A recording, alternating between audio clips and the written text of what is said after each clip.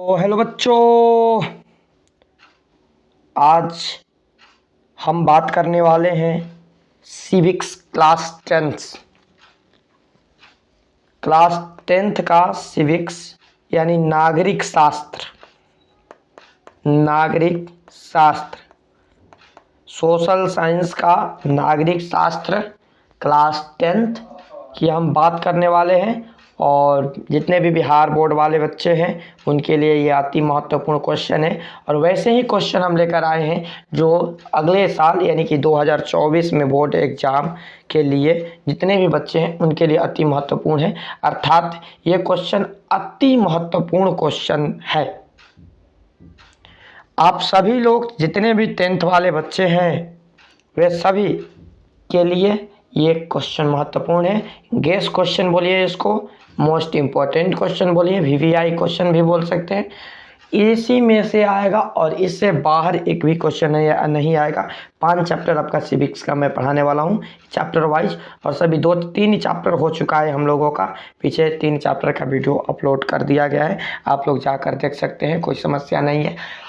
और ये चौथा चैप्टर, एक और बच्चे का 5वां चैप्टर, उसके बाद ये पूरा हमारा सिविक्स कंप्लीट हो जाएगा। ठीक है ना। तो चलिए हम लोग बात करते हैं सिविक्स में। और सिविक्स में पहले क्वेश्चन, ठीक है ना, ये चौथा चैप्टर लोकतंत्र की उपलब्धियां, ठीक है ना। देखिए पहला क्वेश्चन ये है कि गुप्त मतदान क्या है।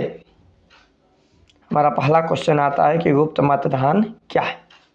ठीक है, तो देखिए गुप्त मतदान के बारे में बात करें, जब मतदाता यानी वोट देने वाले को वोटर कहते हैं, ठीक है ना। तो जब वोटर बिना बताए अपना मतदान करता है, बिना किसी को बताए अपना मतदान देता है, अपना मत देता है, तो उसको गुप्त मतदान कह सकते हैं। ठीक है ना। बिना कुछ बताए जब अपना वो मत देता है गुप्त रूप से, उसे गुप्त मतदान कहते हैं। अब गुप्त मतदान कैसे, ध्यान दीजिएगा। तो उसमें आप वोट देने जाइएगा तो वहाँ पर एक पर्ची रहेगा, ठीक है ना। उस पर्ची पर जिस भी प्रत्याशी है उसका चुनाव चिन्ह छपा रहेगा और उस पर मुहर लगाकर उसे मोड़कर एक बक्से में डाल दिया जाता है। इसी को गुप्त मतदान कहा जाता है। ठीक है ना। अभी ईवीएम मशीन आ गया है, ईवीएम, इसके बारे में भी समझेंगे, ठीक है ना। Electronic voter machine. दूसरा क्वेश्चन क्या है, गुप्त मतदान समझ में आ गया। गुप्त मतदान क्या होता है, बिना बताए अपने जाकर भाई वोट दे। जितना भी मतदान होता है ना हमारे क्षेत्र में वो गुप्त मतदान ही होता है। बिना किसी को बताए जाकर भी इसमें वोट डालो, किसी में डालो, गुप्त मतदान।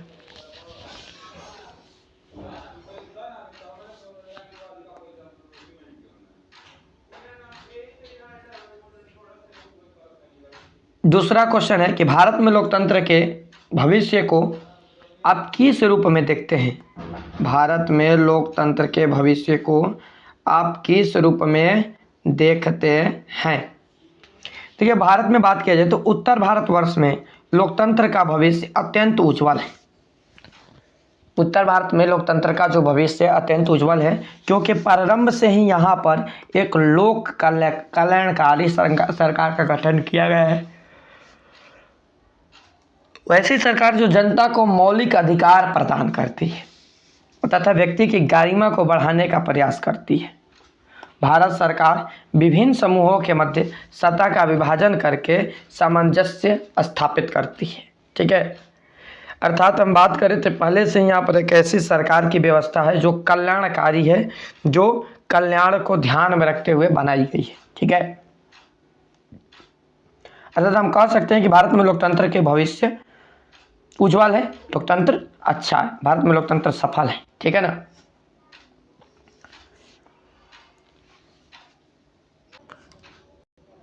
तो चलिए 3 नंबर क्वेश्चन को देखते हैं।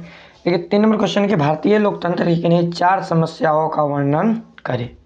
तो देखिए भारतीय लोकतंत्र की 4 समस्या, एक है वंशवाद, दूसरा पारवाद, तीसरा जातिवाद और तीसरा अगला आज्ञावंता। ठीक है, पहला कारण है भारतीय लोकतंत्र में वंशवाद, यानी कि देखिए मान लेते हैं कि एक नेता हो गया कोई, तो उसका लड़का उसी पार्टी का नेता बनने का कोशिश करेगा, फिर उसके अगला पीढ़ी, उसके अगला पीढ़ी, ऐसे बनने की कोशिश करते हैं। ठीक है, लोकतंत्र है तो कोई भी बन सकता है, लेकिन प्रयास इनका यही रहता है। ठीक है ना। दूसरा पारवाद, ठीक है। तीसरा जातिवाद, जातिवादी व्यवस्था भी है। अगला अज्ञानता, शिक्षा, अनएजुकेटेड लोग भी है। ठीक है, तो ये लोकतंत्र के 4 समस्या है भारत में। ठीक है, अगला बात करते हैं लोकतंत्र के क्या अवगुण है। ठीक है ना। देखिए, लोकतंत्र के लाभों को देखने के बाद हम कह सकते हैं कि शासन का सबसे अच्छा स्वरूप है, क्योंकि लोकतंत्र में हमारा देख लीजिए आज हम भी स्वतंत्र हैं, आप भी स्वतंत्र है, नहीं तो लाइव क्लास करा रहे हैं या क्लास वीडियो अपलोड कर रहे हैं, इसके लिए हमें राजा से परमिशन लेना पड़ता, पूछना पड़ता। ठीक है, क्या लाइव क्लास कराएं कि नहीं कराएं, ठीक है, क्या ये काम करे कि नहीं करे, हर चीज़ का परमिशन लेना पड़ता। ठीक है, तो आज लोकतंत्र में हम स्वतंत्र हैं, कर सकते हैं अपने से, कोई दिक्कत नहीं है, कुछ भी काम कर सकते हैं। ठीक है, परंतु यह ठीक नहीं है, इस व्यवस्था का कुछ अवगुण भी है। यानी लोकतंत्र, जैसे देखिए कोई भी व्यवस्था आया जाए, राजतंत्र हो या लोकतंत्र हो, तो कुछ में सद्गुण भी होगा, कुछ अवगुण भी होगा। ठीक है, तो उसी तरह इसका भी कुछ अवगुण है। जैसे पहला अवगुण क्या है कि समानता का सिद्धांत अप्राकृतिक है। लोकतंत्र का मुख्य आधार समानता का सिद्धांत है, परंतु आलोचक यह कहते हैं कि समानता का सिद्धांत अप्राकृतिक है। ठीक है। दूसरा, गुणों के बजाय संख्या को महत्व देना। यहाँ पर गुण के बजाय संख्या को महत्व दिया जाता है।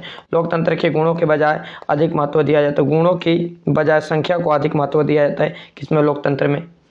तीसरा बात करें तो यह जवाबदेह सरकार का गठन करता है। लोकतंत्र में सरकार जनता के प्रति जवाबदेह होती है। ठीक है ना, यानी लोकतंत्र में सरकार जो होती है जनता को जवाब देना पड़ता है। ठीक है ना, यानी मोदी जी कुछ गलत काम करेंगे तो जनता को मोदी जी को जवाब देना पड़ेगा। ठीक है ना, लेकिन ऐसा असल में होता नहीं है। चुनाव के बाद नेता जनता की परवाह नहीं करते हैं, या ये तो है, लेकिन मतलब क्या कि लोकतंत्र में जो नेता हैं वो जनता के समस्या को समझेंगे, जानेंगे, उसका काम करेंगे। लेकिन असल में क्या होता है लोकतंत्र में कि ज़रूरी नहीं है कि भाई वो जनता की समस्या को समझे।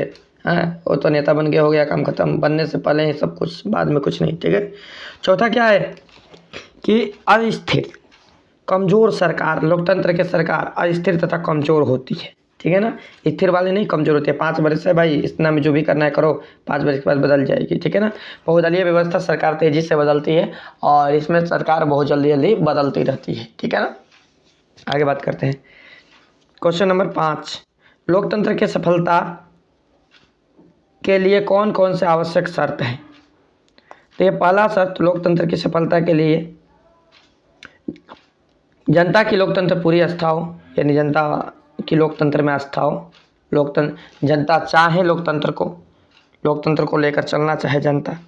दूसरा, सुशिक्षा, जिसमें मनुष्य अपने अधिकार और कर्तव्य का सही ज्ञान प्राप्त कर सके। तीसरा, सुनिश्चित नागरिक ही अपने मताधिकार का सही प्रयोग करे। तीसरा जो है आर्थिक समानता की स्थापना किया जाए, यहाँ पर आर्थिक समानता हो। ठीक है। चौथा की बात करें तो स्थानीय स्वशासन की स्थापना किया जाए, स्थानीय स्वशासन की स्थापना किया जाए। ठीक है ना, हाँ, ताकि इनसे नागरिकों को राजनीतिक शासन के कार्यभाग लेने का अवसर प्राप्त हो, लोगों को राजनीति में अंदर लेने के अवसर मिले, लोग राजनीति में जाना चाहेंगे। ठीक है ना, ये 4 इसके टोटल कारण है। ठीक है। 6 नंबर क्वेश्चन क्या है कि लोकतंत्र से आप क्या समझते हैं। लोकतंत्र से आप क्या समझते हैं। लोकतंत्र में क्या होता है ना कि जनता मतदान करती है, अपने चुने हुए प्रतिनिधि द्वारा संचालन चलाती है। यानी जनता वोट देकर अपने एक प्रतिनिधि को चुनती है और वह प्रतिनिधि पूरे शासन व्यवस्था को चलाता है लोकतंत्र में। यह शासन जनहित में काम करते हुए जनता के प्रति उत्तरदायी होता है। यानी जो सरकार होती है वो जनता का कार्य करने का काम करती है लोकतंत्र में। राजतंत्र में राजा ही सब कुछ करेगा। ठीक है। 7 नंबर क्वेश्चन है कि भारत में लोकतंत्र कितना सफल है। भारतीय लोकतंत्र कितना सफल है। देखिए, आज दुनिया में लगभग 100 देश से अधिक देश में लोकतंत्र है। ठीक है ना, और लोकतंत्र लगातार प्रसार हो रहे हैं। लोकतंत्र हर जगह बढ़ रहा है, हर जगह लोकतंत्र को लोग अपना रहे हैं। ठीक है ना, उससे जन समर्थन यह साबित करता है कि लोकतंत्र अन्य सभी शासन व्यवस्थाओं में बेहतर हो और इस व्यवस्था में सभी नागरिक के मिलने वाले समान अवसर व्यक्ति कि स्वतंत्रता, गारिमा, आकर्षण बिंदु, ये सारे चीज़ है इसमें कि कम से कम व्यक्ति कुछ नहीं तो स्वतंत्र रहेंगे, ठीक है ना, कम से कम व्यक्ति स्वतंत्र रहेंगे, ठीक है। साथ ही इसमें आपसी विभेद, टकराव कम करने और गुण दोषों का सुधार करने, नियंत्रण संभावनाएं लोगों को इसके करीब लाती है। और इस प्रसंग में सबसे महत्वपूर्ण बात यह है कि लोकतंत्र में फैसले किसी व्यक्ति विशेष द्वारा नहीं बल्कि सामूहिक सहमति के आधार पर लिए जाते हैं।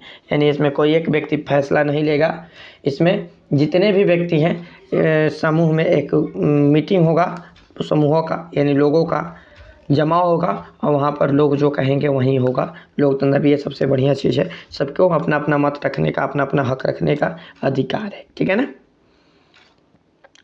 लोकतंत्र के प्रति लोगों की उम्मीदों के साथ साथ शिकायतें भी होती है, ठीक है। और बात करते हैं हम लोग, इसकी थोड़ी सी कमी भी है, लोकतंत्र की थोड़ी सी कमी, लाभ भी है तो कमी भी है। कोई भी चीज़ हो, जब लाभ है तो कोई हानि भी होगा, ठीक है ना। तो ये लोकतंत्र की जो व्यवस्था है, ठीक है ना। अगला क्वेश्चन की बात करते हैं हम लोग।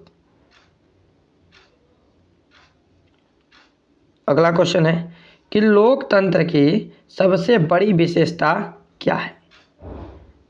क्वेश्चन है कि लोकतंत्र की सबसे बड़ी विशेषता क्या है। देखिए, लोकतंत्र की सबसे बड़ी विशेषता की बात किया जाए तो लोकतंत्र की सबसे बड़ी विशेषता यह है कि यहाँ लोगों के बीच नियमित संवाद की गुंजाइश बनी रहती है, ठीक है ना। लोगों में नियमित संवाद यानी बातचीत करने की गुंजाइश बनी रहती है लोकतंत्र में, ठीक है ना। यानी लोग अपना समर्थन देते हैं, सही गलत का फैसला ले सकते हैं, ठीक है ना। 10 नंबर क्वेश्चन क्या है, लोकतंत्र हर मर्ज की दवा है कैसे। मैंने लोकतंत्र हर एक कठिनाई का तरीका या सामना करने का तरीका है कैसे, ठीक है ना।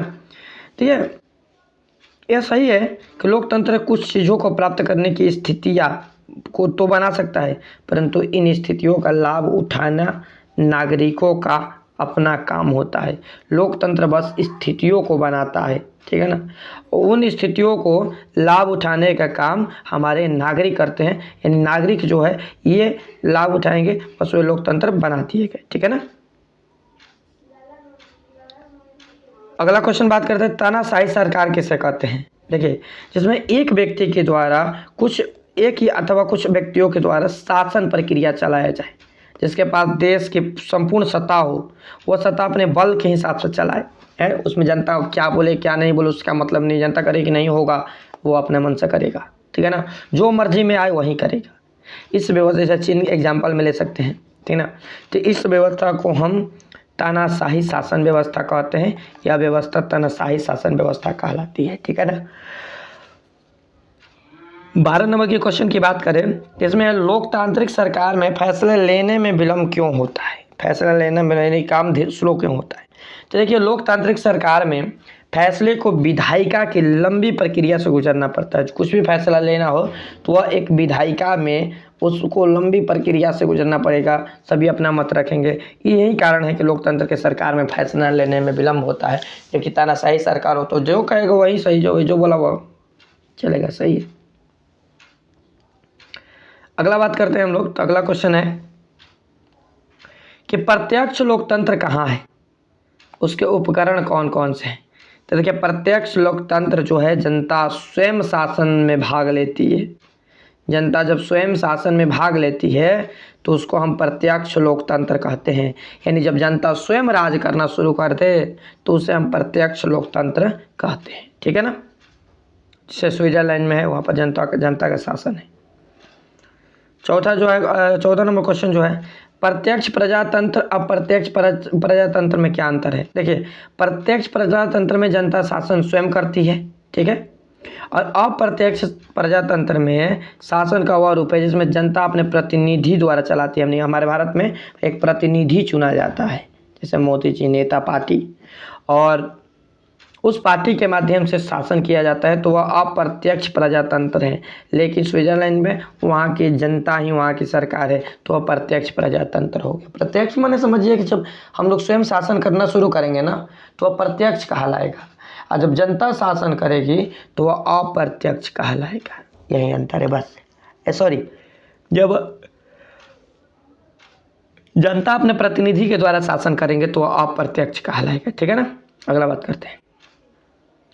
लोकतांत्रिक राजनीति क्या है?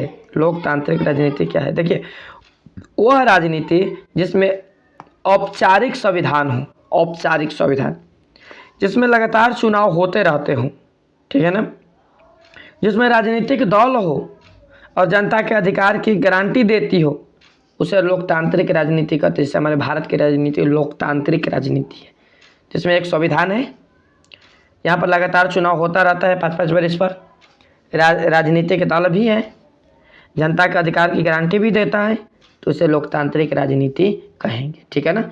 अपने भारत की लोकतांत्रिक राजनीति के क्वेश्चन आए तो अपने भारत के लोकतांत्रिक याद कर लीजिएगा। लोकतांत्रिक सरकार किसे कहते हैं?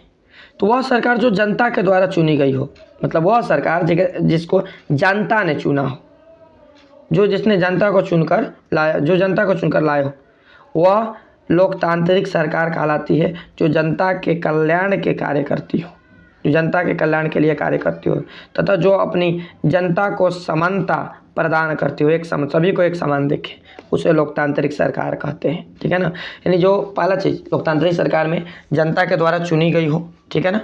दूसरा चीज़ कि वह जनता के लिए कार्य करे। तीसरा चीज़ वह सभी जनता को एक समान समझे, उसी को हम लोकतांत्रिक सरकार कहते हैं। अगला क्वेश्चन है, गैर लोकतांत्रिक सरकार किसे कहते हैं? तो जिस सरकार का गठन जनता के भागीदारी नहीं होता है, जिसमें सरकार बनी लेकिन उसमें कोई जनता का वोट वगैरह नहीं है, तो उसे गैर लोकतांत्रिक कहते हैं। जो जनता चुने लोकतांत्रिक, जो जनता नहीं चुने वो गैर लोकतांत्रिक। ठीक है ना। हाँ, वह गैर लोकतांत्रिक सरकार कहलाएगा। आगे बात करते हैं 18 नंबर है, क्या लोकतंत्र स्वतंत्र से निष्पक्ष मताधिकार है? क्या लोकतंत्र स्वतंत्र एवं निष्पक्ष मताधिकार है? देखिए, आज हम भारतीय लोकतंत्र में स्वतंत्र एवं निष्पक्ष मताधिकार के करीब हैं। यानी स्वतंत्रता के बाद आज इस संदर्भ के में तुलना किया करें तो स्थिति अपेक्षाकृत काफ़ी बेहतर है। यानी पहले की अपेक्षा में आज की अपेक्षा में अंतर किया जाए तो बहुत ही अच्छा व्यवस्था है। ठीक है ना। हमें हर चीज़ में छूट है। छूट का मतलब कि हमें आज़ादी है, कोई भी काम हम कर सकते हैं। ये बहुत अच्छा व्यवस्था है, निष्पक्ष मताधिकार है। ठीक है ना। आगे बात करते हैं हम लोग।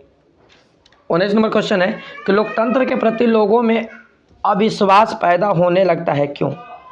लोकतंत्र के प्रति लोगों में अविश्वास पैदा होने लगता है क्यों? देखिए, अत्यधिक अपेक्षा रखने के कारण, यदि हम बहुत ज़्यादा अपेक्षा रखें और यह समझ रखने के कारण सभी सामाजिक, राजनैतिक, आर्थिक विषमताओं को समाप्त करने देने वाली व्यवस्था लोकतंत्र है। बहुत बड़ी अपेक्षा रखने के कारण, यह समझ रखने के कारण सभी सामाजिक, राजनीतिक, आर्थिक विषमताओं को समाप्त करने देने वाली जो व्यवस्था है वह व्यवस्था लोकतंत्र है। यह अविश्वास पैदा होने लगता है और इसी कारण से अविश्वास पैदा होता है। ठीक है। हमारा लोकतंत्र पश्चिम के देशों से नायाब है कैसे, यानी अच्छा है कैसे? देखिए, बात करते हैं हम लोग। तो जो भारतीय लोकतंत्र निरंतर विकास और प्रतिवर्धन करता है, यह दिन प्रतिदिन विकास करता रहता है। इसमें परिवर्तन, चेंजिंग होते रहते हैं हमारे लोकतंत्र में। और तथा आपातकाल के पूर्व तत्कालीन प्रचार की स्थितियों को जो सार्थक रूप से झेलने वाला विश्व का एकमात्र लोकतांत्रिक व्यवस्था है हमारा, वह भारत की व्यवस्था है। और यही कारण है कि पश्चिमी के देशों के से नायाब है। ठीक है ना। पश्चिमी देशों के लोकतंत्र से हमारा लोकतंत्र नायाब है। क्यों? क्योंकि यह पूरे विश्व में सबसे अच्छा लोकतंत्र माना गया इसे, और इसमें दिन प्रतिदिन परिवर्तन होते रहते हैं। ठीक है ना। आगे बात करते हैं 21 नंबर, लोकतांत्रिक सरकार के 2 अवगुण लिखिए। देखिए, लोकतांत्रिक सरकार के 2 अवगुण। पहला अवगुण यह है कि इस सरकार में फैसला लेने में बड़ा समय लगता है, पहला है, क्योंकि उससे विधायी कैसे गुजरना पड़ता है। दूसरा, भ्रष्टाचार पर काबू पाने में ये सरकार असफल साबित हुई है। भ्रष्टाचार पर काबू कर रही है लेकिन भ्रष्टाचार खत्म ही नहीं हो रहा है। ठीक है ना। अगला बात करते हैं, इसे याद कर लीजिएगा। पहला, इसमें फैसला लंबा समय में होता है। दूसरा कि भ्रष्टाचार पर काबू पाने में ये सरकार असफल साबित हुई है। 22 नंबर की बात किया जाए तो 22 नंबर में क्वेश्चन है कि किसी देश के आर्थिक विकास किस पर निर्भर करती है? तो किसी भी देश के आर्थिक विकास उस देश की जनसंख्या पर निर्भर करती है। जनसंख्या तथा आर्थिक जो प्राथमिक क्रियाएं हैं जैसे खेती वगैरह, इन सब पर निर्भर करती है। अन्य देशों के सहयोग के साथ में वैश्विक स्थिति पर निर्भर करती है कि अन्य देशों के साथ हमारा उठक बैठक कैसा है, व्यापार कैसा है, इन सब चीज़ों पर भी निर्भर करती है। ठीक है ना। अगला बात करते हैं, क्वेश्चन नंबर 23। भारतीय लोकतंत्र के 2 गुणों का वर्णन करें। तो भारतीय लोकतंत्र के 2 गुण हैं। कौन? पहला गुण कि भारतीय लोकतंत्र द्वारा कल्याणकारी राज्य की स्थापना की गई, जिसमें सबों को अधिकतम भलाई के बारे में सोचा गया। ठीक है ना, सबकी भलाई हो, सब आगे बढ़े। ठीक है ना। दूसरा, जनता में राजनीतिक जागृति उत्पन्न होती है। ठीक है ना, जागृति उत्पन्न की गई। ठीक है ना, 2 गुण ये भारतीय लोकतंत्र के 2 गुण है। ठीक है ना, जनता के अंदर जागृति है कि नहीं भाई हम लोग का गुलामी में नहीं रहना है, हम लोग को जीना है, हम लोग को आगे बढ़ना है। ठीक है। 24 नंबर की बात करते हैं। 24 नंबर क्या है क्वेश्चन?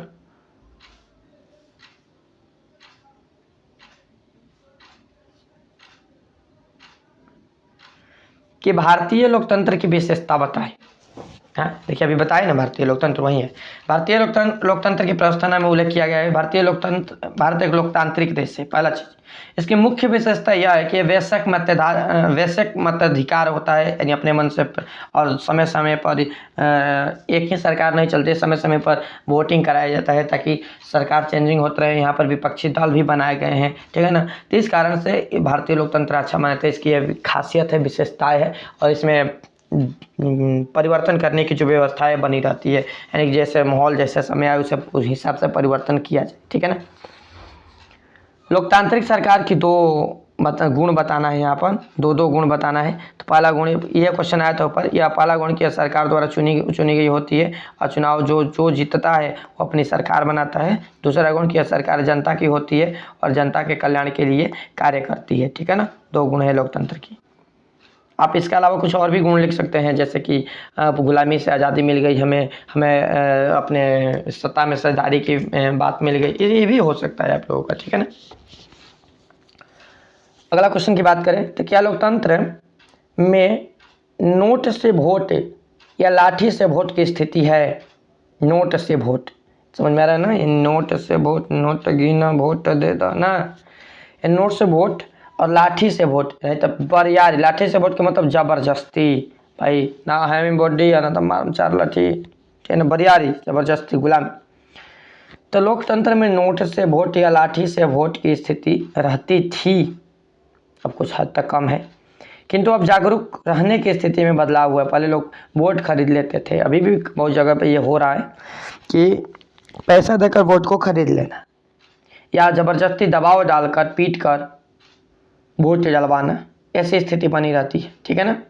और इसी को नोट से वोट, लाठी से वोट कहते हैं। लेकिन अब जागरूकता हो रही है, लोग पढ़े लिख रहे हैं, समझ रहे हैं, और 15वीं लोकसभा निर्वाचन में जनता ने आपराधिक छवि वाले उम्मीदवार को पराजय का मुंह दिखाया है। जो आपराधिक वाला है, अपराधी के जैसा है, उसे पराजय हार दिया जाए।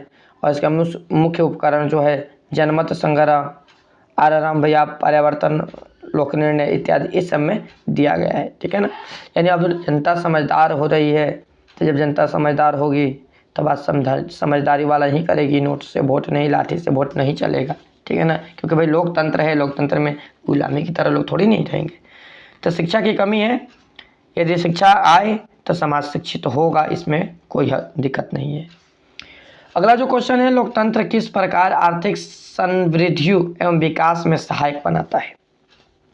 देखिए, लोकतांत्रिक शासन व्यवस्था की बात करें तो लोकतांत्रिक शासन व्यवस्था वैध एवं जनता के प्रति उत्तरदायी होता है। लोकतांत्रिक जो शासन व्यवस्था है वो वैध होता है, जनता के प्रति उत्तरदायी होता है, और इस आधार पर यह सोचना अप्रासंगिक नहीं होगा कि इस व्यवस्था में सरकार अच्छी होगी कि नहीं, और साथ ही यह आर्थिक खुशहाली भी होगी। ठीक है ना। क्योंकि लोकतंत्र में तानाशाही वाला व्यवस्था नहीं होता है, इसमें जो भी कुछ है वो क्या है, स्वतंत्रता, आज़ादी, अपने हिसाब से काम को करना, ये सारे चीज़ है, ठीक है ना।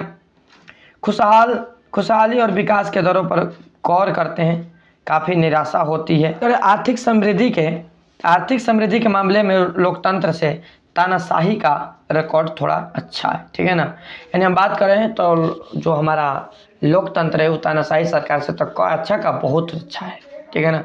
राजशाही राजतंत्र से तो बिल्कुल अच्छा ही, ठीक है ना। कम से कम इसमें हमारा आज़ादी है ना, हम लोग घूम सकते हैं, फिर सकते हैं, बोल सकते हैं, बात कर सकते हैं, मन करे तो काम कर सकते हैं, नहीं मन करे तो नहीं कर सकते। हाँ, ये कम से कम ये वाली चीज़ तो है बिल्कुल। इस आधार पर ये हमारी जो है अच्छी व्यवस्था है, अच्छा है, ठीक है ना। अगले क्वेश्चन की बात करते हैं। तो अगला क्वेश्चन है कि लोकतंत्र की सफलता के लिए कौन कौन से आवश्यक शर्त हैं। कि भाई लोकतंत्र की सफलता के लिए आवश्यक शर्त कौन कौन से। तो उत्तर लोकतंत्र की सफलता के लिए आवश्यक कारकों का अभाव भारत में है। और बात करें शर्त की तो पहला शर्त यह है कि इसमें जो प्रभुत्व जनमत लोकतंत्र है वह सफलता का प्रथम शर्त यह है कि जनमत जागरूक एक प्रबुद्ध है, क्योंकि जो जागरूकता है ना वो प्रबुद्ध है, क्योंकि यह विभिन्न सरकार की गतिविधि को नियंत्रण करती है, ठीक है ना। यानी हमारा क्वेश्चन था कि लोकतंत्र की सफलता के लिए आवश्यक कौन कौन शर्त है। लोकतंत्र की सफलता के लिए सबसे बड़ा शर्त इसे हम बताते हैं अपने भाषा में कि जो हम लोग जागरूक होते हैं ना, कि नहीं हमें उचित फैसला लेते हैं, वह फैसला सबसे महत्वपूर्ण होता है और वह फैसला ही लोकतंत्र को आगे बढ़ाता है। यानी हमारी जागरूकता, आम जनता की जागरूकता, ठीक है ना, यही लिख दीजिएगा, हो जाएगा।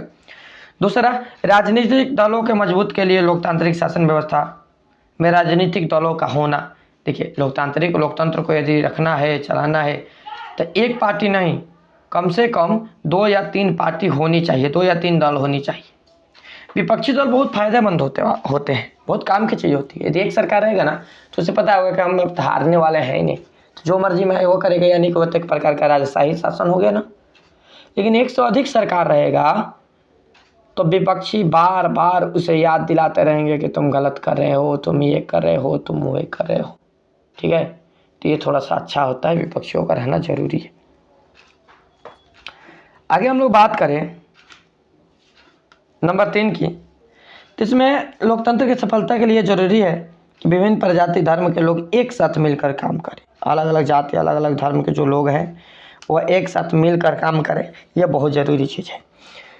4 नंबर की बात करें हम लोग, तो 4 नंबर में आर्थिक समानता लोकतंत्र की सफलता के लिए बहुत ज़रूरी है कि आर्थिक समानता हो, लोगों को हर काम में हिस्सेदारी बनाया जाए, ये नहीं कि जाति के अनुसार काम बांटा जाए।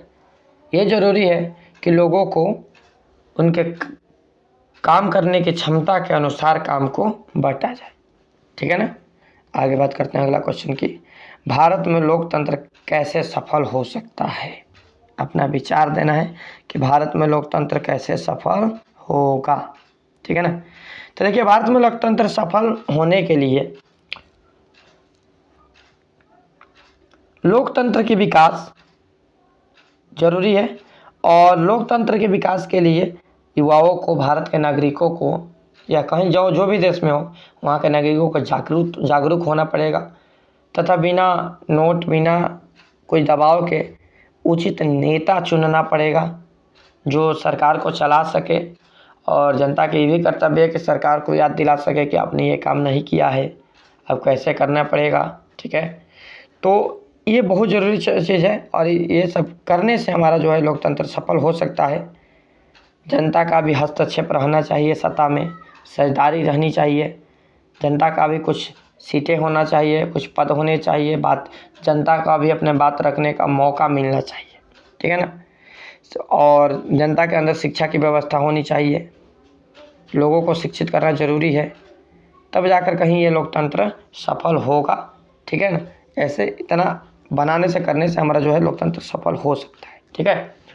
तो चलिए हमारे यह 4 नंबर चैप्टर भी ख़त्म होता है, ठीक है ना। मैं ऐसा करता हूँ कि आप लोगों को समझ में आया होगा। प्यारा सा कमेंट जरूर कीजिएगा, शेयर कीजिएगा, नए बच्चे चैनल को सब्सक्राइब कीजिएगा। और एक क्लास और इसमें, उसके बाद सारे सिविक्स 10th का कंप्लीट हो जाएगा। तो चलिए मिलते हैं हम लोग नेक्स्ट क्लास में नए टॉपिक के साथ में, ठीक है, नए चैप्टर के साथ में। तब तक आप लोग इसे पढ़ लीजिए, एक बार में समझ में नहीं, एक दो बार देखिए, लेकिन सारे क्वेश्चन कंप्लीट कर लीजिए क्योंकि एग्जाम संबंधित क्वेश्चन है, मोस्ट इम्पोर्टेंट क्वेश्चन है, ठीक है। तो मिलते हैं नेक्स्ट क्लास में।